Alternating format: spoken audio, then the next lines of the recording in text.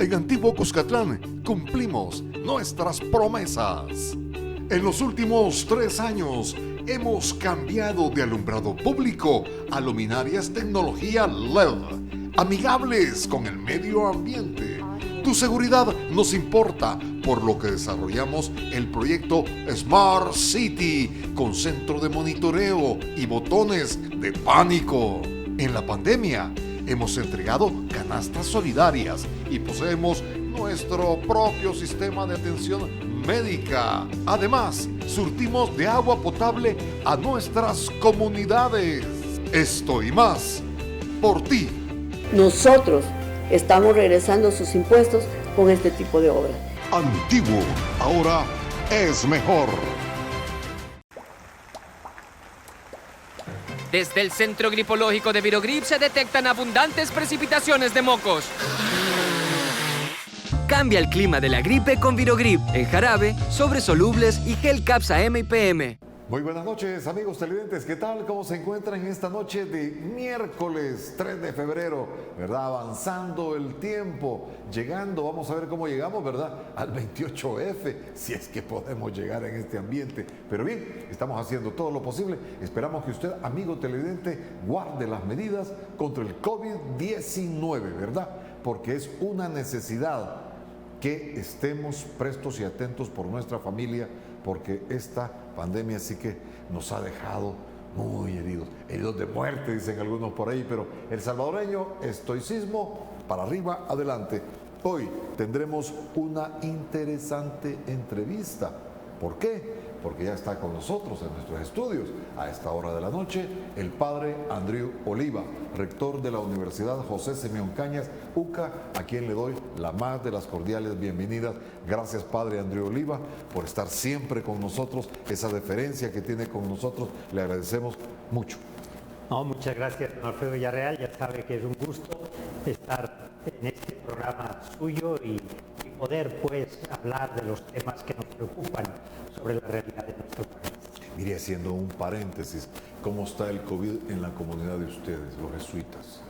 Pues en la comunidad jesuita de El Salvador no hemos lamentado ningún caso de COVID, ¿verdad? Lo cual nos alegra.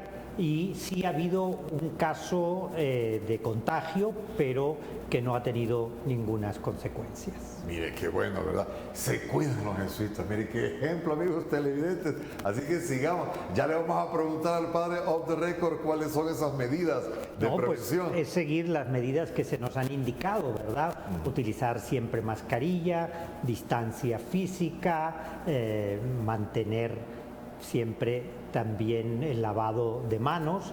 Esos aspectos son fundamentales y cuando uno pues no se siente bien, tratar de no ir tampoco a ningún tipo de actividad social o evitar pues aquellas actividades que no son necesarias y que puedan realizarse en línea o abstenerse de ellas.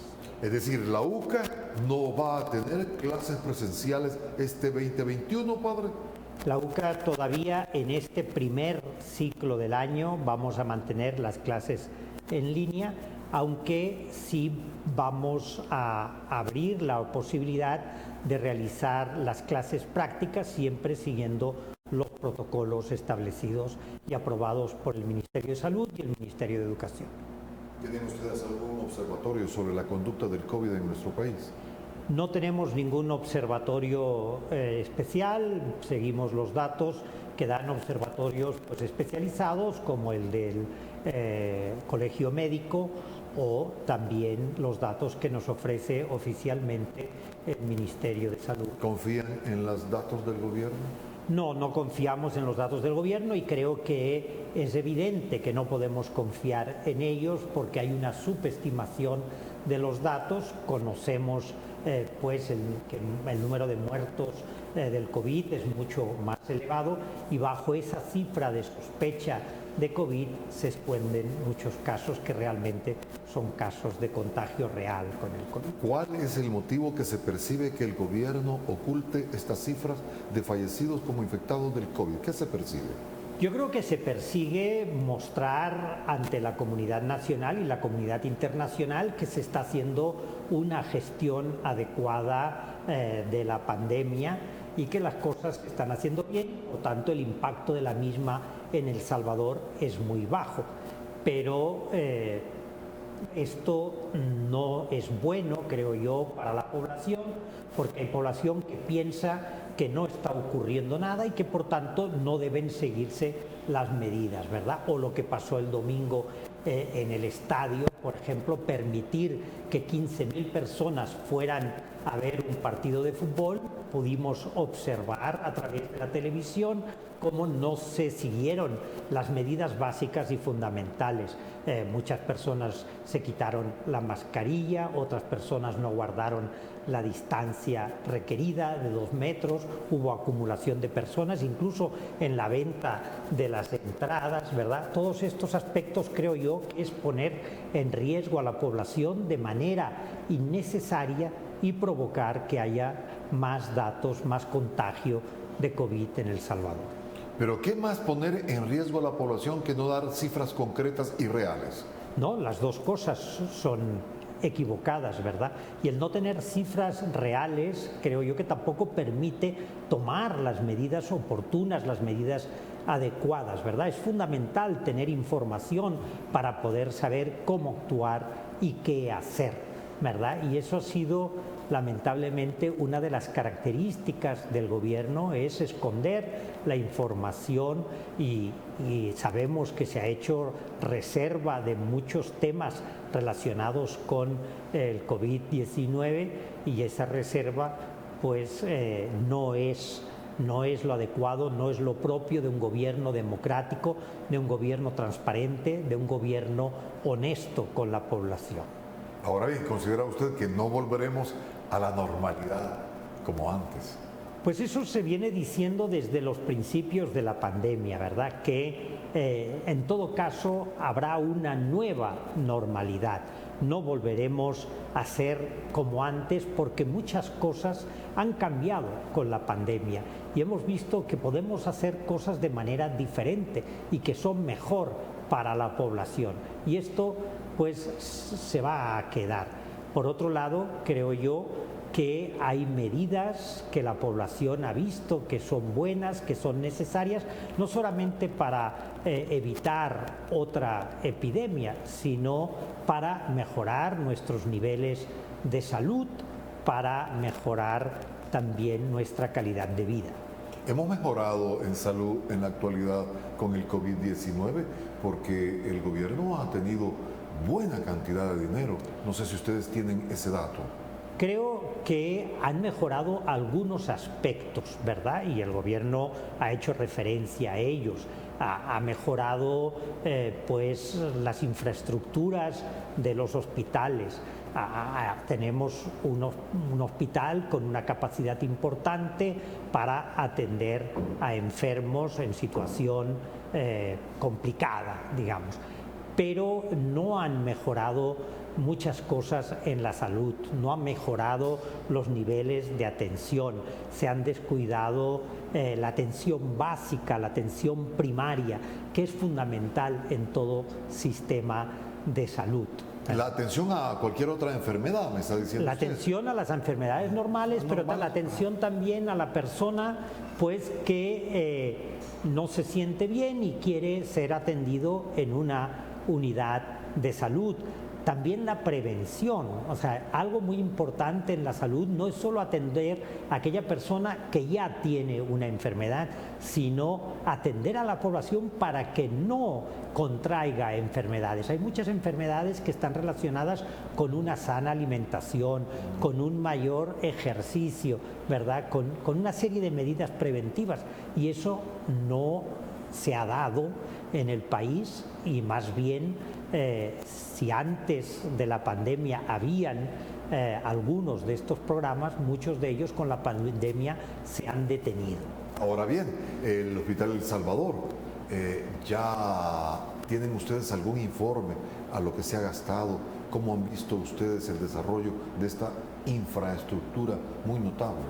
Pues la información sobre el Hospital del Salvador sigue siendo una información muy limitada, por no decir totalmente ausente, ¿verdad? Sabemos lo que su subdirector dijo ante la Comisión de la Asamblea Nacional, que lo llamó para que explicara cómo funciona el hospital y qué es lo que está ocurriendo allí, pero aparte de eso no hay mayor información, y este es uno de los problemas: la falta de transparencia, la falta de información, la falta de conocimiento de parte de la población de cómo se están invirtiendo los recursos que se han destinado a la COVID-19, los recursos de que dispone el gobierno, que han sido la mayor cantidad de recursos que nunca en la historia de El Salvador ha tenido un gobierno.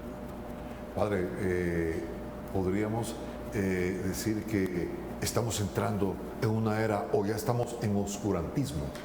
Estamos en una era de opacidad, de un gobierno que tiene temor a la transparencia, de un gobierno que se guarda información, de un gobierno que no quiere controles, de un gobierno que incluso pues ha limitado el accionar del Instituto de Acceso a la Información Pública, de las unidades que en las distintas dependencias del gobierno tienen que funcionar para dar información a la población, un gobierno que ha modificado también el reglamento de la ley de adquisiciones públicas, la LACAP, ¿verdad? Evitando de esa manera una transparencia, un concurso público de muchos de los fondos del Estado, lo cual siempre va a ir en detrimento de la población y favorecerá la corrupción, como también ya sabemos de varios casos que se han señalado de corrupción en el gobierno. Perfecto. Vamos, ¿se le parece a nuestro primer espacio publicitario? ¿Cómo no? ¿Cómo no? Amigos televidentes, permítame, ya volvemos. Estamos con el padre Andreu Oliva, rector de la UCA. Permítame.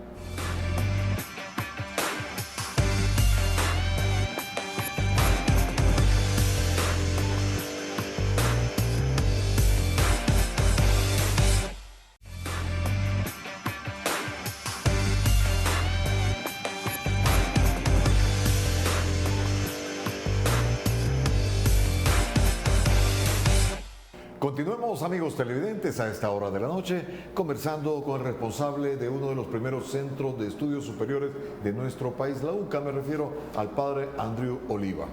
Padre, lamentablemente hemos tenido esta campaña política, y lo digo lamentable, no por la campaña política, sino por los hechos que ella está teniendo, los elementos. La hemos visto que se ha teñido de sangre. ¿Qué posición? ¿Qué les parece a ustedes esto que en los últimos años no se había visto? ¿Es un retroceso?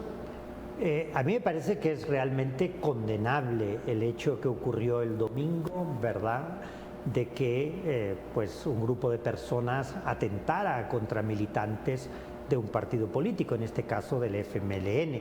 Es lamentable porque muestra actitudes que, como usted dice, parece que ya estaban erradicadas en el país, que habíamos llegado a poder tener campañas electorales sin estas pasiones, campañas electorales con respeto a las personas y con respeto a las opiniones de los otros partidos, y pudiendo pues que la ciudadanía utilizara la libertad de expresión, la libertad de reunión, ¿no? Entonces, el hecho de que esto haya ocurrido, creo yo que es algo absolutamente condenable, que muestra un retroceso en la democracia, un retroceso en los derechos humanos, que son fundamentales respetar en una democracia y en un proceso electoral.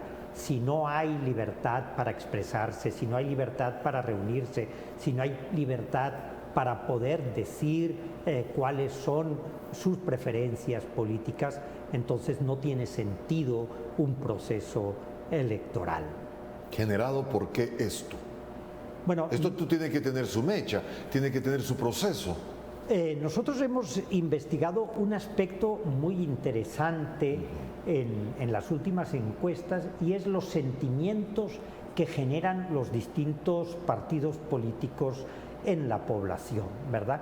Y hemos preguntado por sentimientos como esperanza, sentimientos como preocupación, bienestar, o también sentimientos como el enojo, el odio, el resentimiento o el desprecio. Y precisamente, pues al pasar lo que ocurrió el domingo, fui a ver qué pensaba la población al respecto, qué sentimientos tenía, ¿verdad? Y sí pudimos observar que respecto al FMLN y Arena, 1/3 de la población siente sentimientos de enojo, ¿verdad?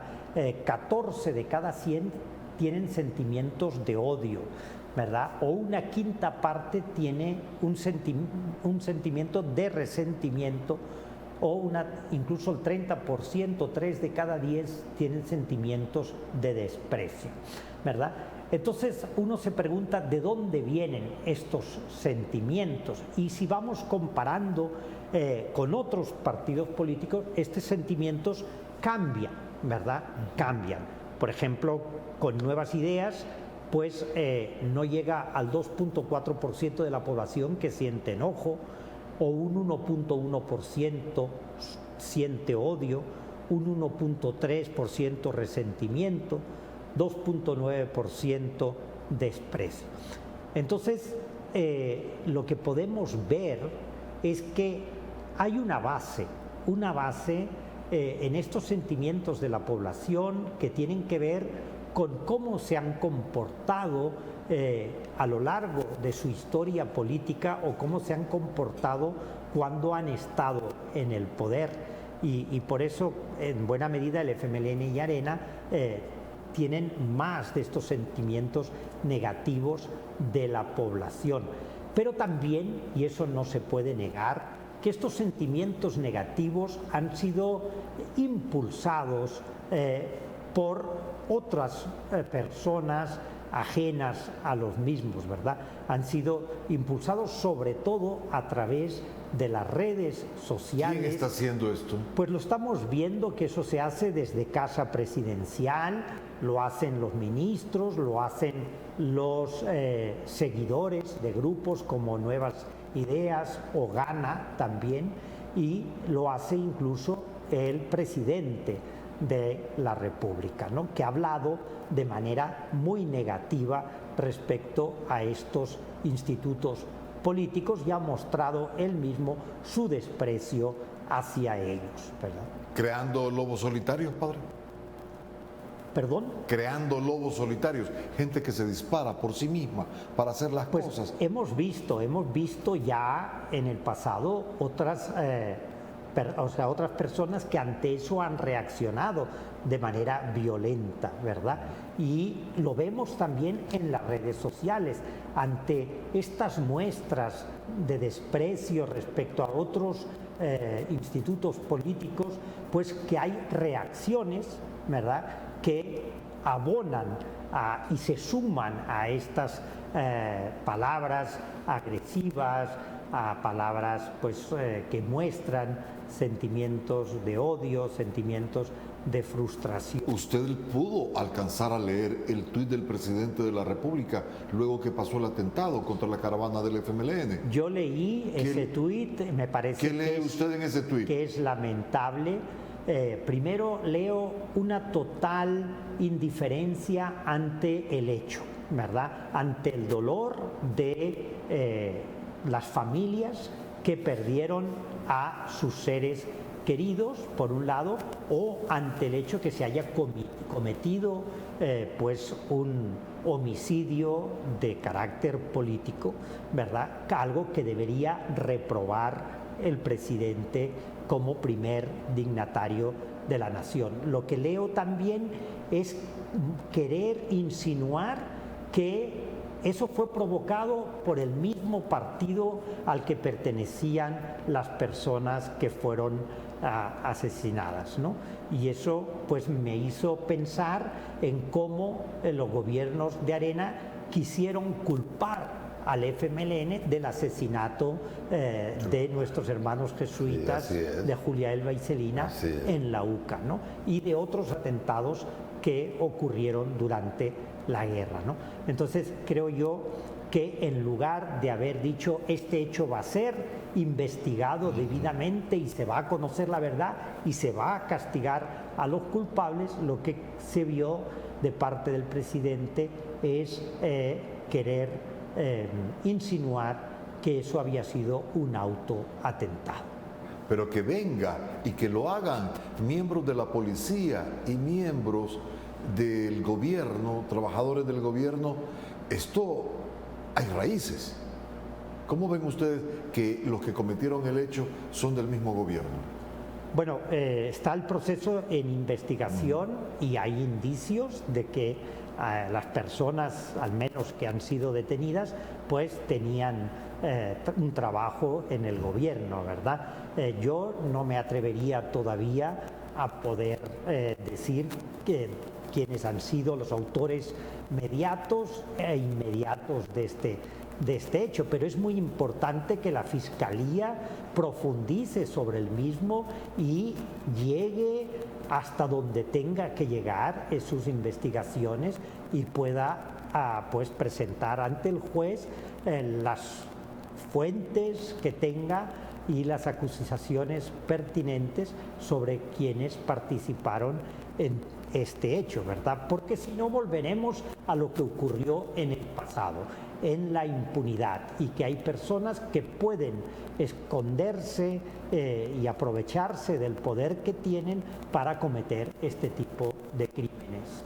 Mire, la gente del FMLN es una gente que viene de una guerra y al haber sufrido esto no va a generar más violencia, es decir, con el temor, ellos al salir ya van a ir preparados, padre. La violencia siempre genera más violencia y esto ha sido comprobado en todas partes y yo creo que en El Salvador sabemos mucho de eso. Yo creo que debemos hacer un llamado a todos los institutos políticos, a todos los militantes de los institutos políticos que no se dejen provocar, que no respondan con violencia a esta primera violencia y que no pues actúen de la misma manera, sino que muestren el alto nivel de civismo que habían ido acumulando en los últimos años y que sean personas, ¿verdad?, que le apuesten a la cultura de la no violencia, a la cultura de paz y que respondamos con palabras, con proyectos a este tipo de hechos, pero no con violencia. Eso sería nefasto para nuestro país y creo que los líderes de los institutos políticos tienen el deber de pues pedirle a las bases, a los que los apoyan, a que no caigan en este tipo de provocaciones. Pero estamos en riesgo de que esto ocurra más. Pues estamos en riesgo, por supuesto, pero eso no debe ser el criterio para que también el resto actúen con violencia, ¿verdad? El riesgo se va a terminar si la Fiscalía General de la República y la Policía Nacional Civil pues ponen todo su esfuerzo en aclarar este crimen y cualquier otro crimen que se dé en el país para llevar a los responsables ante la justicia. ¿Y usted confía en la Policía Nacional Civil pues y en la Fuerza Armada? Quiero confiar todavía en la policía. Confío porque creo yo que esta Policía Nacional Civil, ¿verdad?, tiene los medios y los recursos necesarios. Después de haber hecho todo lo que hemos leído, pues hemos visto hechos que realmente pues, desdicen de lo que debe ser la policía, ¿verdad? Pero siempre está la posibilidad de reivindicarse y quiero confiar en la policía y creo que como ciudadanos debemos confiar en la policía. Y si realmente no podemos confiar en ella, entonces esta policía debe ser depurada, debe ser reformada, porque si una población no puede confiar en su policía, entonces el Estado de Derecho no existe y todos los salvadoreños y salvadoreñas vamos a estar en riesgo. ¿Y el de la Fuerza Armada qué dice? ¿También confía en ellos? Pues también confío en la Fuerza Armada, también confío en que la Fuerza Armada va a cumplir con la doctrina que le ha dado lugar. ¿Y con todos los síntomas que hemos visto, confía usted? Pues yo creo que hay síntomas, ciertamente, pero no son síntomas suficientes para decir que son una Fuerza Armada corrupta, para decir que son una Policía Nacional corrupta, y todavía pues es posible ir corrigiendo estos hechos para que la población, ¿verdad?, y todos podamos seguir confiando en estas instituciones que surgieron de los acuerdos de paz y que tienen como principal función defender el país, defender la democracia, defender los derechos humanos y permitir que podamos vivir en libertad y con paz. Perfecto, vamos al siguiente espacio, amigos televidentes, porque estas sugerencias son para usted.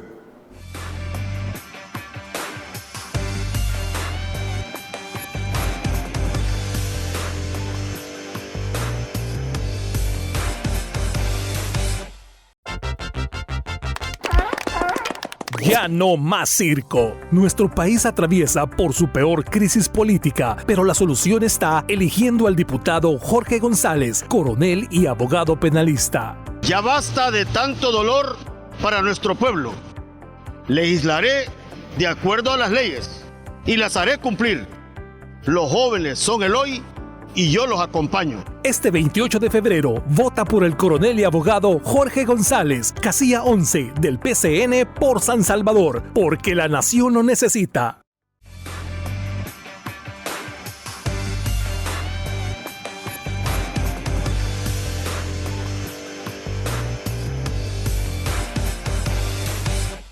Ahora bien, dentro de esta misma campaña, usted mismo lo ha dicho que se está poniendo en riesgo este proceso, lo que hemos logrado hasta el momento. Riesgo, ¿qué nos podría pasar? Bueno, como hemos comentado, ¿verdad? Si uno no puede confiar en las instituciones que tienen el deber de respetar la ley, de proteger a la población, entonces esto es el caos, ¿verdad? Y así esa fue la experiencia que vivimos en los años anteriores a la guerra, precisamente porque la Fuerza Armada, la policía, los cuerpos de seguridad, el mismo gobierno, se convirtieron en instituciones que violaron los derechos de la población y que estaban en contra de la población, ¿verdad? Y cometían esos actos tan terribles como las masacres, asesinatos, atentados, etc. Entonces, esto es lo que volvería a ocurrir en nuestro país si estas instituciones dejan de cumplir con el mandato constitucional que tiene, y eso pone en riesgo a toda la población. Y por eso es muy importante preservar la Constitución, preservar los acuerdos de paz, preservar a estas instituciones del Estado y mantener el sistema de pesos y contrapesos que tiene establecida nuestra institución. Si se le da el poder absoluto a una persona que ha mostrado ser autoritaria, a partidos políticos que han mostrado apoyar ese autoritarismo, entonces vamos a poner en riesgo la democracia, vamos a poner en riesgo la vigencia de las libertades políticas para toda la población, vamos a poner en riesgo nuestras propias libertades, ¿verdad? Y entonces nos estamos arriesgando, ¿verdad?, a tener un Estado dictatorial, a perder la democracia, nos estamos arriesgando a poder perder todo lo que hemos ganado desde la firma de los acuerdos de paz. Dentro de esta campaña se está viendo que están depurando políticos como Walter Araujo. ¿Usted cómo ve esta situación? ¿Es bueno la depuración de esta clase política? Bueno, yo creo que es una decisión de la Sala de lo Constitucional, que es un órgano del Estado, ¿verdad?, que forma parte del órgano judicial y que tiene la misión de defender los derechos constitucionales de la población.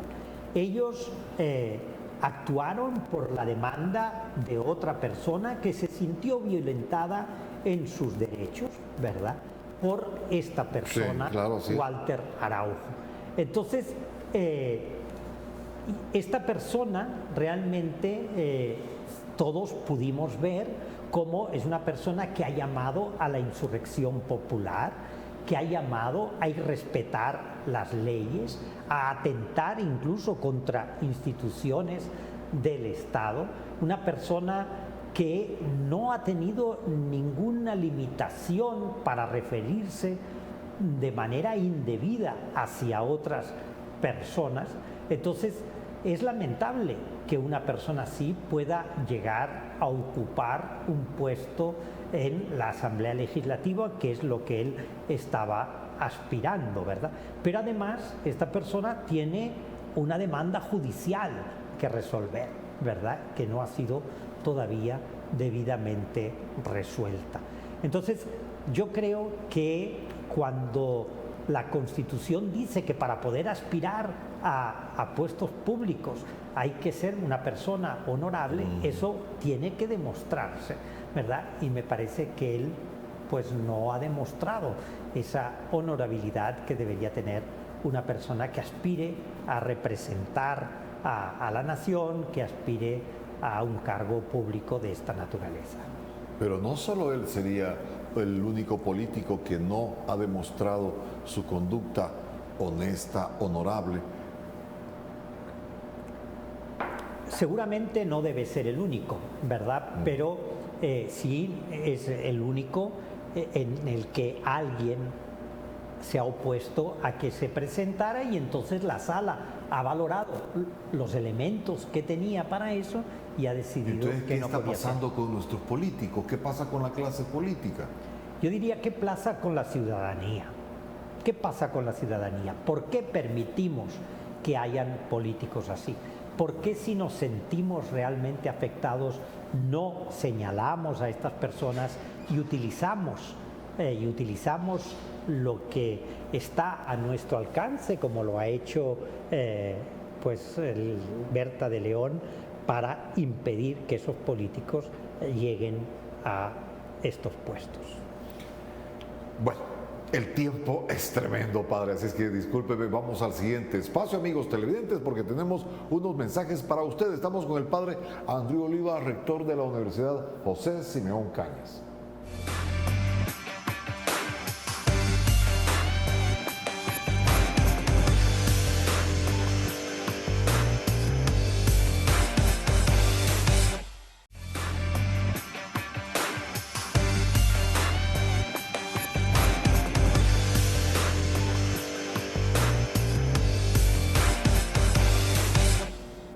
Ahora bien, sigamos con usted, hay que agotar los temas porque aquí me han puesto temas que son realmente importantes para poderlos evacuar. Padre, me dicen, mucho se ha señalado, usted el otro día señaló 32 casos de corrupción dentro del gobierno. ¿Cómo van estas investigaciones? ¿Cómo lo están haciendo ustedes? Bueno, a nosotros no nos corresponde investigar, claro, por supuesto, ¿verdad? A quien le corresponde investigar es a la Fiscalía General de la República, a la Corte de Cuentas de la República. Ellos son los encargados, ¿verdad? Pero podría ser un insumo. Sí, pero ellos les corresponde, y me parece pues que ambas instituciones están haciendo su trabajo. Quizás es más lento de lo que desearíamos, ¿verdad? Pero ya han habido algunos avances importantes.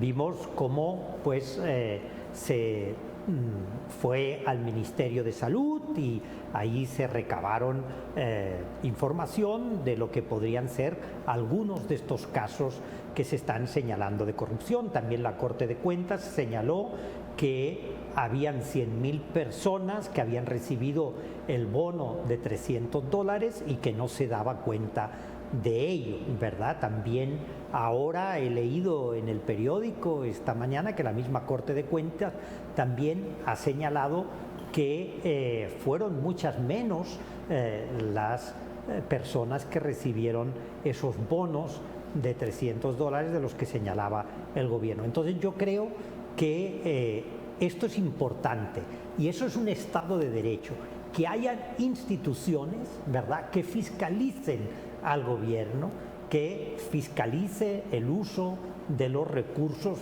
públicos y que si hay pues un ilícito, entonces lo señalen y las cosas procedan como deben proceder, ¿no? Entonces yo tengo bastante esperanza de que esos casos van a ir siendo investigados y se van a ir conociendo si realmente fueron casos de corrupción o no.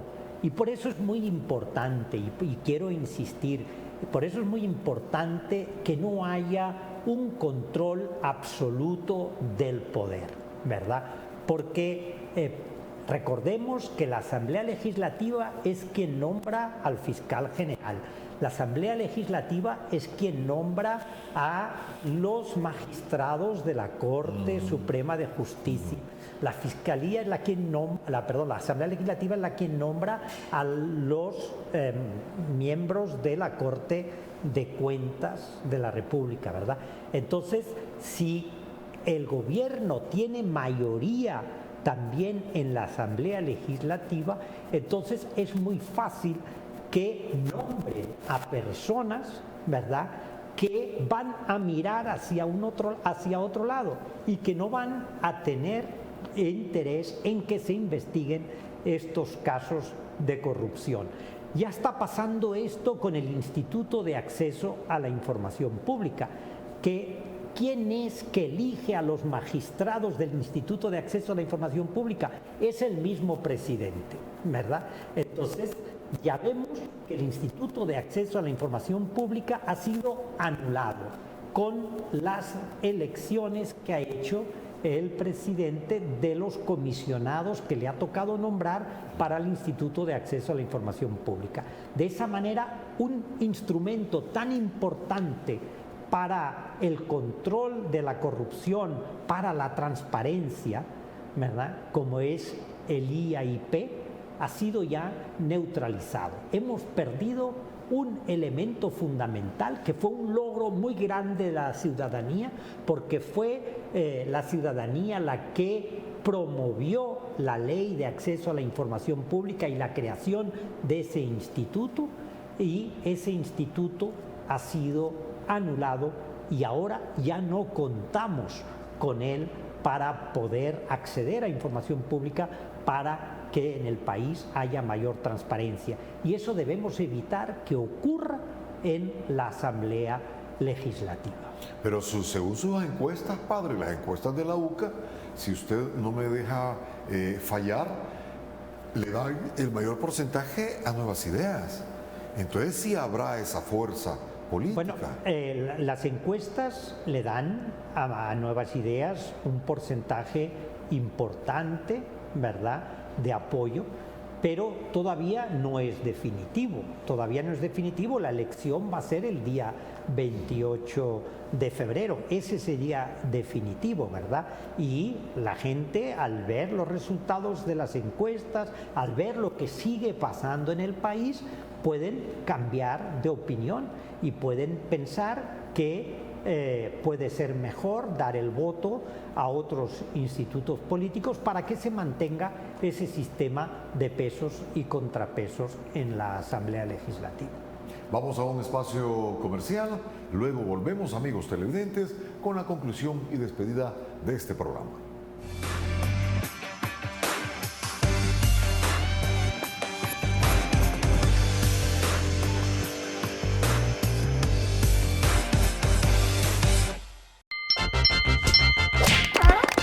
Ya no más circo. Ya basta de vetar, ya basta de confrontación, ya basta de daño a la nación. El diputado Jorge González tiene la propuesta correcta. 1. Impulsaré desde la Asamblea Legislativa con los compañeros diputados para que por ley le demos término a las AFP. 2. Me empeñaré para llevar el desarrollo con los jóvenes, porque los jóvenes son el hoy. 3. Innovaremos para que los salvadoreños tengamos una vida segura. 4. Cumpliré con los veteranos, ya que soy un oficial de grado coronel. 5. Es la seguridad nacional, la seguridad ciudadana, que hay que darle protección a través del control territorial. Este 28 de febrero vota por el coronel y abogado Jorge González, casilla 11 del PCN por San Salvador.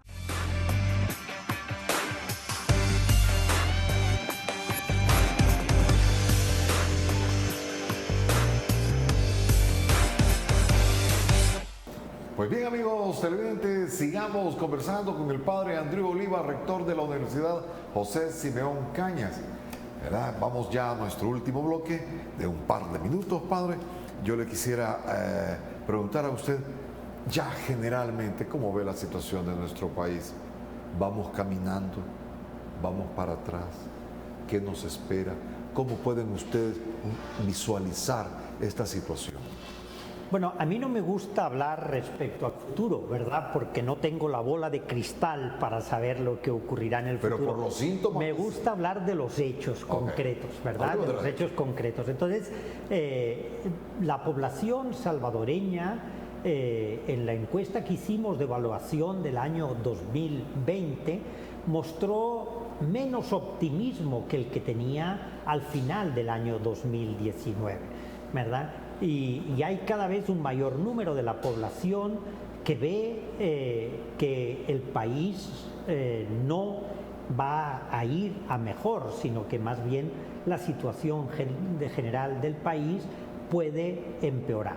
También señalan que durante el 2020 hay un empeoramiento en la situación del país, un mayor número de personas que lo que señalaban en la anterior encuesta. Por ejemplo, solo al final del 2020 el 47% de la población opinaba que el país estaba mejor que el año anterior, cuando eso lo opinaban al final del 2019 dos terceras partes de la población, por ejemplo. O un tercio de la población considera que el país está peor, ¿verdad? Y un 20% considera que está igual. A nivel económico, la cifra es todavía peor. Un 40% considera que el país empeoró. Es el resultado de la pandemia y de las medidas que se tomaron para prevenir esa pandemia, que todos sabemos que causó un impacto muy profundo en la economía del país, pero también en la economía familiar, ¿no?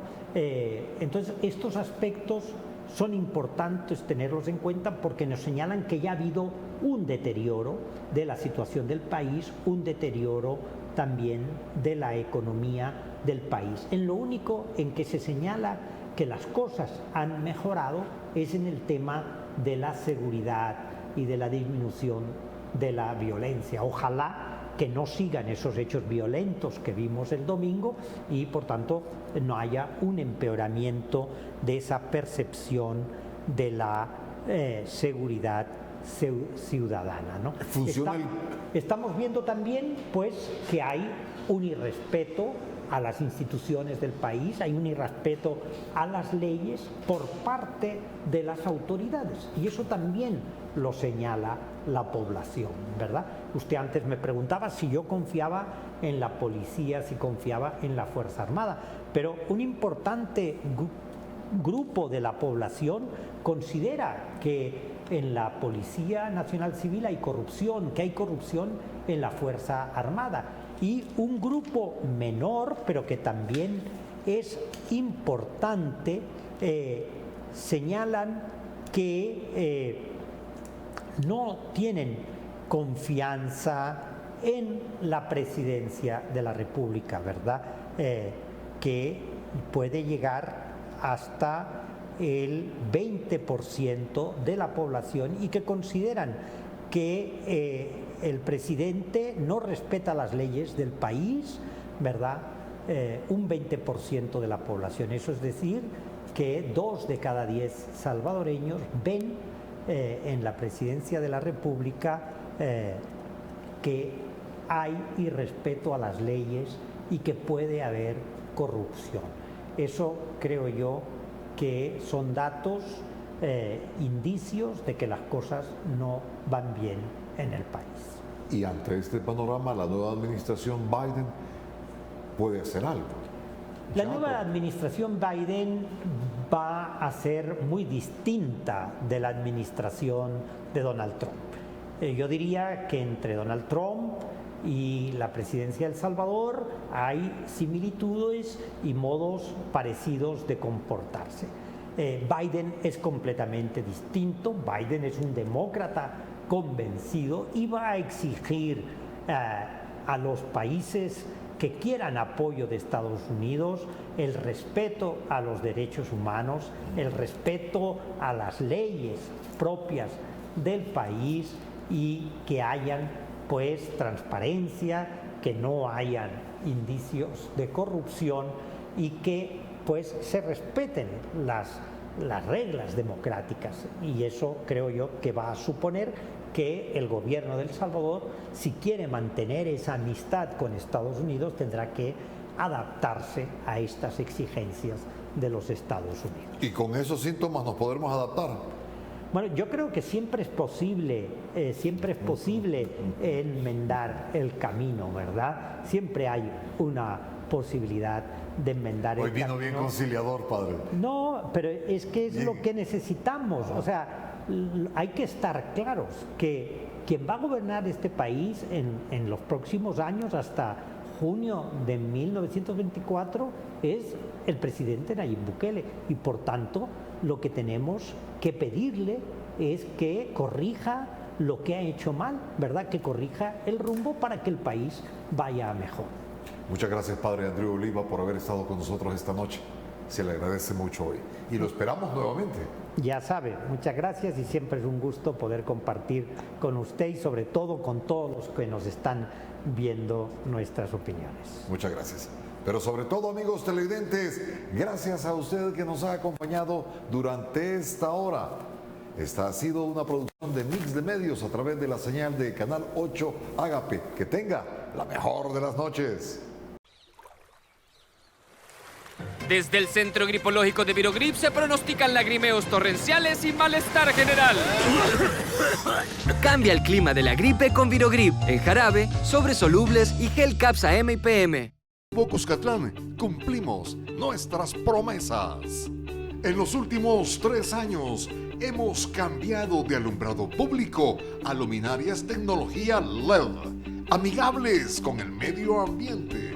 Tu seguridad nos importa, por lo que desarrollamos el proyecto Smart City con centro de monitoreo y botones de pánico. En la pandemia hemos entregado canastas solidarias y poseemos nuestro propio sistema de atención médica. Además, surtimos de agua potable a nuestras comunidades. Esto y más, por ti. Nosotros estamos regresando sus impuestos con este tipo de obras. Antiguo, ahora es mejor.